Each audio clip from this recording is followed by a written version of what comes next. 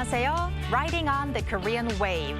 Welcome to Thursday's edition of The Culture Wave. I'm Kwon So-hwa in Seoul. Explore with us Korea's culture from all aspects and stay up to date on K-entertainment, K-heritage, K-tourism, K-everything. And before you know, you'll be booking your flight to Korea. Now today I am joined by our co-host Bella Kim in the studio. Hello Bella. Hi So-hwa, and hello to everyone joining us today on The Culture Wave. I'm Bella, back again to co-host and fill you guys in with the latest in K-entertainment. Bella, let's 떠나요 둘이서 모든 걸 훌훌 버리고 제주도 푸른 밤 그 별 아래. Well, our viewers might be a little surprised here. We're not going to take part in a singing audition, but we have a Jeju theme going on today. Right. We're going to meet someone who's on the beautiful southernmost island of Korea, who's part of the JDC Global Friends program, and JDC is standing for Jeju Free International City Development Center. So that's going to come up. Yes. But first, we're going to start with you, Bella, and K-Enter News. Right. And our first story is also about Jeju. So That what do is you correct. 17 member Seung-kwan has shown his warm heart by making a donation to Jeju Island.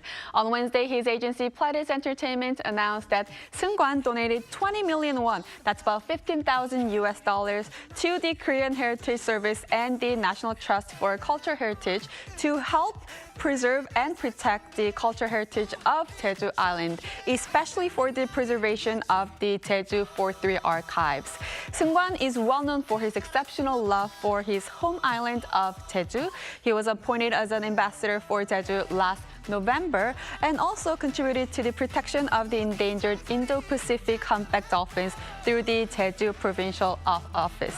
And additionally, at the 13th UNESCO Youth Forum held back in 2023, Seung-kwan actually shared that Jeju is the first region in the world to be designated by UNESCO in 3 categories of natural environment simultaneously. It just seems like yesterday when we reported on him having been appointed as ambassador of Jeju. So it's really great to see his continuous gestures of love for the island. Definitely. And next we have some exciting news for fans of a specific girl group.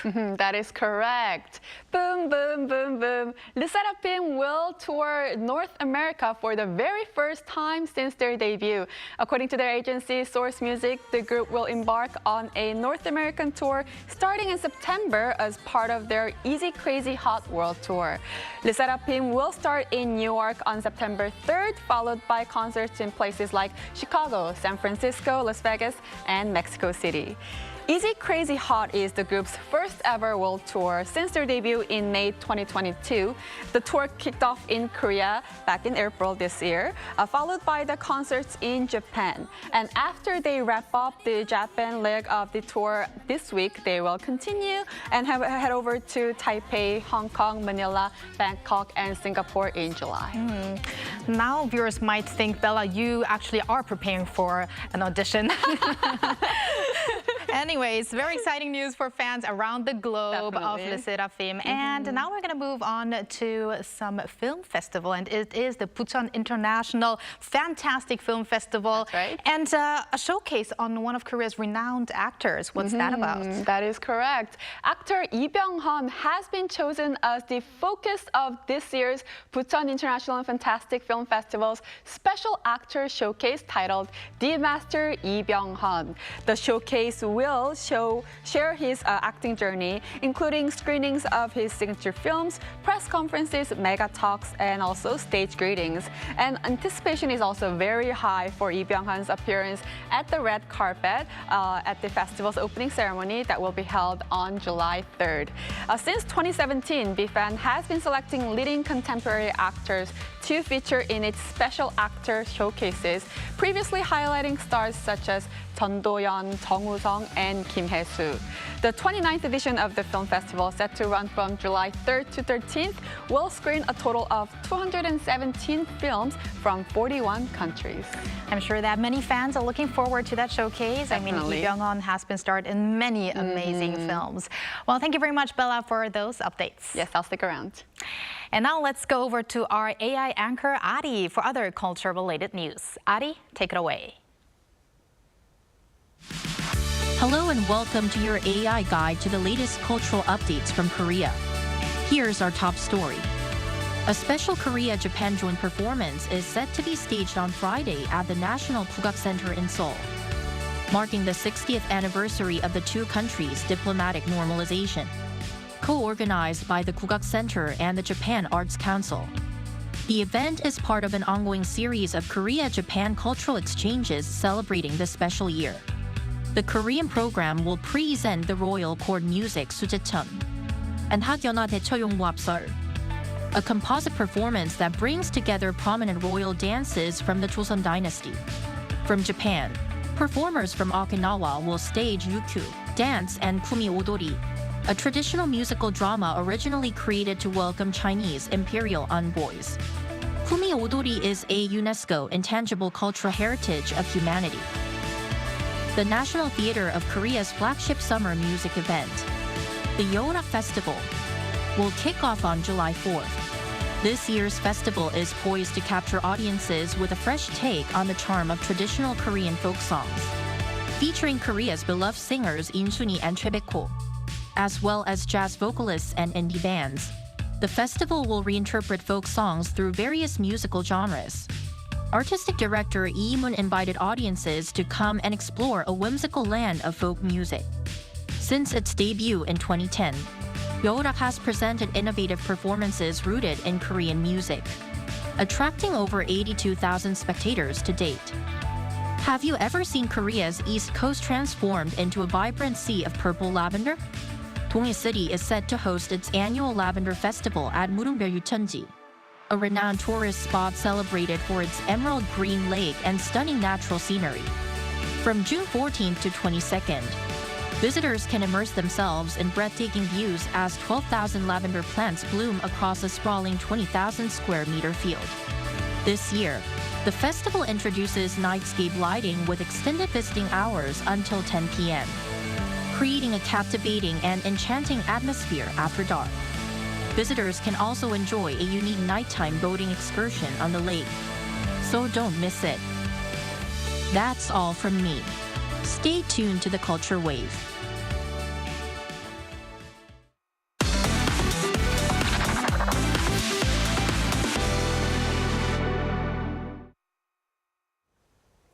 It no longer comes as a surprise to hear that Korea's culture, including its cultural content industry, has become one of the leading growth engines of the country. South Korea's new president, Lee Jae-myung, has pledged to expand the nation's culture industries further with strong support for arts and culture. Lee Eun-jin explains the strategy. Part of the new Lee Jae-myung administration's national vision is turning South Korea into a top cultural powerhouse, one of the top 5 global soft power leaders. 한국 문화가 세계를 사로잡고 있습니다. 문화가 곧 경제이고 이제 문화가 국제 경쟁력이 됐습니다. 한국 문화의 국제적 열풍을 문화 산업 발전과 좋은 일자리로 연결시켜야 합니다. President Lee sees culture and content not just as industries, but as central pillars of South Korea's growth strategy, being dubbed the K Initiative. He pledged to significantly increase the national budget for culture, which currently accounts for just 1.33% of the total spending. He set a goal of approximately tripling the current size, with a goal to expand the size of the domestic arts and culture industry market to 300 trillion won. That's $211 billion, and boost cultural exports to $35.2 billion by 2030. The government's vision of a soft power Big Five includes areas of food, beauty, K-pop, dramas, and webtoons. 적극적인 문화예술 지원으로 콘텐츠의 세계 표준을 다시 쓸 문화 강국, 글로벌 소프트 파워 5대 강국으로 도약할 것입니다. Pledges by the Lee administration also include systematic government support at various stages, from the beginning of content creation to distribution and overseas expansion. This includes increasing policy incentives in the K-content industry, such as expanding research and development and providing financial assistance and tax benefits. For K-pop, which is already globally recognized, support will be strengthened for building cutting-edge virtual studios, as well as large-scale multi-purpose arena-style performance venues. So far this year in the Korean arts and culture scene, soprano Jo Soo-mi received the Order of Arts and Letters from the French Ministry of Culture, and conductor Chung Myung-un became the first Asian to be appointed music director of Milan's La Scala Opera House. Director Hwang Dong-hyuk of Squid Game also received a Special Achievement Award at a U.S. television awards ceremony. And most recently, President Lee Jae-myung congratulated the Korean musical Maybe Happy Ending for winning the country's first Tony Awards. 이은진, Arirang News. And while Korean culture is growing its presence abroad, arts and culture from overseas is also enjoyed here in Korea. So it's also the exchange that is growing. An exhibition of works by Anthony Browne, a master storyteller through words and pictures, will be showcased in Seoul. From his first work to the latest released last year, visitors can see the original artwork of the artist's 50-year career. Cha Young-kyung has this report. The British author and illustrator Anthony Browne has dedicated his work A Boy, His Dog and the Sea to his late brother. The work illustrates the village where the artist is currently living. Browne has often shown the notion of opposites, such as big and small, by, for example, showing various primates in Big Gorilla, a book of opposites. He has also shared a warm look at the relationship between a grandfather and grandchild through My Granddad. Browne, who is 78, has been illustrating daily life in his new picture books. Anthony Browne leads a step into a world of imagination and warmth for readers through the beautiful picture books with familiar characters and pastel colors. Hidden clues and whimsical details in his illustrations invite visitors to discover references to famous artwork. The essence of Browne's storytelling is the combination of observation, dialogue, and imagination. Browne's stories explore a wide range of themes resonating with readers of all ages. Family members can enjoy his original artwork, including his latest unpublished creations. It was so much fun to see the pictures that I had already seen from his book. It seemed like the characters came to life. Anthony Browne exhibition, A Master of the Storytelling, will be showcased at Hangaram Art Museum Gallery 3 and 4 of Seoul Arts Center until the end of September. Cha Young-kyung, Arirang News.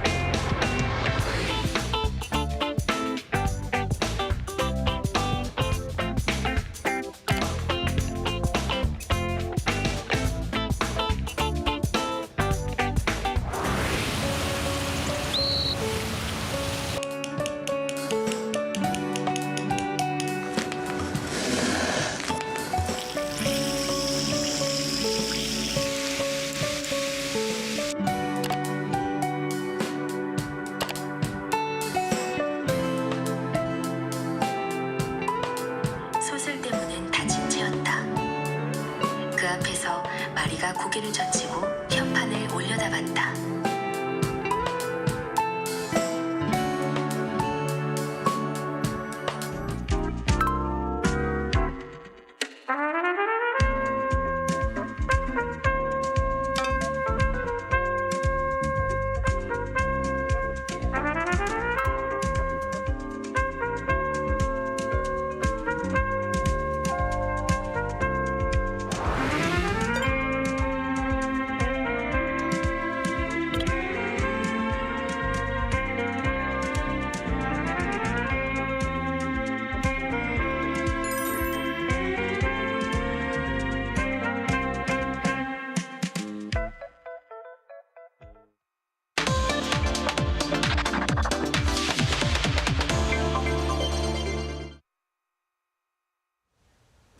This year has been designated as Visit Jeju Heritage Year 2025, an initiative to promote tourism to the island with a focus on exploring its cultural heritage and history, including the Jeju volcanic island and lava tubes, the Jeju Haenyeo culture, and the Jeju April 3rd incident.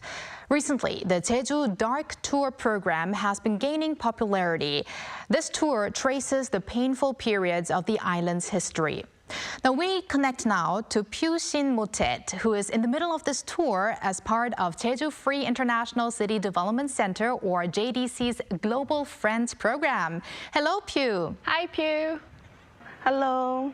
So first of all, could you please introduce yourself to the Culture Wave viewers? Hello, I am Pyu from Myanmar. I'm one of the JDC Global Friends. The reason why I came to Korea is to fulfill my dream. As a big fan of K-drama, I wanted to study in Korea since I was 14 after watching Wise Over Flowers drama. So I lived in Jeju for 2 years and studied my master's degree of international trade at Jeju National University. Okay, Pyu, so you did introduce yourself as Global Friends. Please tell us about this Global Friends program and who's part of it and what do you do there? JDC Global Friends is a group of foreigners from various nationalities, for example, American, Canadian, Kyrgyzstan, Mongolian, Malaysian. It consists of 20 people and is divided into 5 teams. We carry out various missions to showcase Jeju and promote the JDC projects. I also take part in creating videos highlighting the beauty of Jeju. Right, I did get to check out some of those videos of JDC Global Friends, and you make tours, like restaurant tours, you go shopping on Jeju Island, and a lot of more content. Now, as a Global Friends member, you must have traveled to all corners of the island. So tell us about those places, and were there any places you really were especially impressed about? Of course, I love Jeju, so I visited a lot. Places in Jeju like Dongmon Market, Udo Island, Halasan, and also many beautiful beaches and waterfalls. Among them, I love Halasan the most. It's the highest mountain in South Korea. It's the Ship volcano, and that's especially beautiful in winter. I visited it with my friends last winter. It was amazing and one of my unforgettable memories of Jeju. Actually, Jeju is beautiful in every season, but don't forget to take a big umbrella. In the summer, it's windy and rainy heavily. Right, but right now the weather looks really nice behind you. So could you tell us where you are actually right now? Well, this is called Jinji Cave, which was created by the Japanese military mobilization of the Jeju residents to create a secret base on Jeju Island. Wow, and how was the experience in the cave? We can learn a lot about the lives of Korean people in Jeju during the Japanese occupation. It's a really heartbreaking and meaningful experience. So the Jeju Dark Tours program must be a quite different experience from other conventional tourism tours that we know of. It's because you get to explore the dark and painful past of the island, and especially from the view of a foreigner, it must be a very unique experience. Could you tell us more about that experience? Well, like Korea, our country, Myanmar, also known as Burma, was a colony in the past. British ruled the Burma for over 100 years, and Japanese ruled for 3 years. Korea Peninsula was liberated in 1945, and after 3 years in 1948, Myanmar was liberated. Both countries had similar history, so I can deeply relate to the pain of Korean people at that time. I can imagine how they feel so bad. This tour helped me understand their suffering more clearly. So previously, you did introduce some of the places to visit in Jeju Island, but including the dark tours, there's so many things to do in Jeju Island, or to see and to eat as well, of course. If you were to recommend a place or things to do to your family or friends, what would it be? Jeju Island is not only full of natural attractions, but also rich in historical significance. In Jeju, the head of South Korea, you can do so many activities which you like. If you are a mountain person, I can recommend you to go Halasan or Orums, which are small hills in Jeju Island. If you are a beach person, Hamdok Beach, Hotel Beach, Gwaji Beach are the best for you to visit in summer. Or you like to learn history, you can go to Kwangdojong, Jeju April 3 Park. And also you can try some activities like horse riding or snorkeling like Korean female divers called Haenyeon. If you come to visit Jeju, don't forget to try Jeju tangerines, omagi tteok, seafood noodles, and also Jeju black pork. I would recommend visit Jeju. You won't regret it. Well, thank you very much for those recommendations. And especially because you have been there for 2 years, as you said, you got to experience all the 4 seasons of Jeju Island. Right. And finally, what are your plans after this tour? And what else would you like to experience on Jeju? I graduated in this year, February, so I moved to Seoul to get a job. But I went back to Jeju every month. Jeju is such a kind of my hometown in Korea. If I have a chance to live in Jeju, I want to live with my family happily and peacefully. I recommend to visit Jeju to everyone who I met. In 2 years, I went almost every tourist spot in Jeju so I can guide them well. I also uploaded my social media accounts about my life in Jeju. Thank you and goodbye. Okay, thank you very much, Pugh, for connecting with us today and introducing us to the Jeju Dark Tour, which really seems to be a great opportunity to look back at and to remember the suffering of the past while enjoying the peacefulness that we have today on the island. So enjoy the rest of the tour and thank you again. Thank you. Thank you. And thank you, Bella, as always. We're going to talk to you again pretty soon. Yes, very soon. Thank you for spending the past half an hour with us on the Culture Wave for your daily dose of K-culture issues.